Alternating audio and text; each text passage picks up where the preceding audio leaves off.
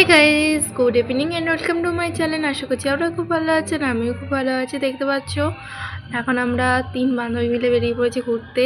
এ দেখো একটুও পাগলামি করছিল, তারপরে স্টাইল মেরে বলছে একটা ট্রেন্ডিং করব। তারপরে এও মারতে গেছে, কিন্তু এই পেছন দিয়ে চলে গেছে। ট্রেন ওর আর করা হলো না, তাই এরকম করছে। তারপরে আমরা উঠে পড়েছিলাম ট্রেনে, কিন্তু ট্রেনটা ছিল ট্যুরে যাওয়ার মতো, মানে ট্যুরে যাওয়ার সময় যে ট্রেনগুলো থাকে ওপরে সিট থাকে ওরকম। তাই আমার বান্ধবীরা একটু ইয়ার্কি মেরে বলছিল, চ গাইস আমরা আজকে ফাইনালি কোথায় যাচ্ছি, দীঘা, এটা বলছিল। দিয়ে পেছনে একজন ছিল, সে তাকে তাকে দেখছিল আমাদের অনেকক্ষণ ধরে, তাই আমাদের খুব হাসি পেয়েছে। আর মাঝখানের জনকে দেখো, সে তো স্টাইল নিয়ে ব্যস্ত, আর সামনের জন কি বলে বুঝতে পারছে না, আর আমি চুপচাপ একদম। না, আমার এখানে আর কিচ্ছু বলার নেই। গিয়ে নেমে যাওয়ার পরে তারপরে ফাইনালি আমরা বলছি আমরা এসে গেছি আর দুজনকে কিন্তু ব্যাগ কই, ব্যাগ নেই, ব্যাগ কই। তখন বলছি যে ব্যাগ আছে গাইস পেছনে। ওটা শুনে হাসতে হাসতে তারপরে চলে এসেছিলাম একটুখানি চন্দননগরের দিকে, সেখানে চার্জ এসেছিলাম। আর পাশ থেকে আমার বান্ধবী বলছে কি যে দীঘায় কবে থেকে চার্জ হলো, তখন থেকে মানে একটু হাসি করছিলাম আমরা সবাই মিলে। তারপরে দেখতে পাচ্ছ টোটোতে করে বাড়ি যাওয়ার টাইম হয়ে গেছে, চলে গেছিলাম। তখন বলছে কি চলে যাচ্ছিস, কারো বলছে হোটেল দেয়নি এই জন্য। তারপরে হাসতে হাসতে বাড়ি চলে এসেছি। আরেকজন তো ট্রেনে বসে একদম ফটো এডিট করে মানে স্টোরি দেওয়া শুরু হয়ে গেছে।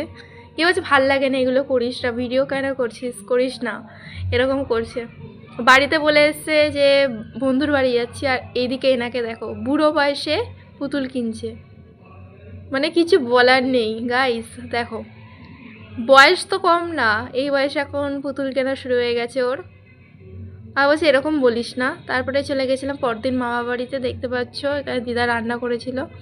তারপরে এখানে চিকেন স্যুপ করেছিল, সেটাও আমি দুপুরে খেয়েছি। রাতে এসেছিল পিকনিক। আর এই যে দুই পাগল দেখো, নাচানাচি, আর ওইদিকে রান্না বান্না হচ্ছিলো, আর এদিকে এরা নেচেই যাচ্ছিল।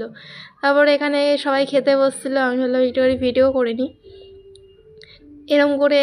তারপরে দিনটা কেটে গেছে। তারপরে এই যে আমরা সবাই মিলে খেতে বসছিলাম, ইয়ার্কি মারতে মারতে খাচ্ছিলাম।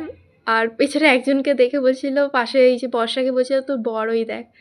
কেউ বলছে ও এমন চিল্লিয়েছে, মানে ওখানে যারা ছিল সবাই ওর দিকে তাকিয়েছিল। গিয়ে এরম করে তাকালে সেইঙ্গে সারাদিনটা কেটে গেছে। আর এই যে চিল্লিয়েছে দেখো। তারপর ওর মা বলছে কি কখন বাড়ি যাবি, বলছে কি কালকে বাড়ি যাব, কালকে। বলছে পরের বছর যাবো মা, পরের বছর। ওর মা বলছে কী বলছিস। গিয়ে তখন আমরা এত হাসি পেয়েছে, খাওয়া প্রায় শেষের দিকে। তারপরে আমরা খেয়ে দিয়ে বাড়ি চলে এসেছিলাম। তো চলো গাইস, আজকে ভিডিওটা এইটুকুনি। ভিডিওটা কেমন লাগলো অবশ্যই কমেন্টে জানাবে।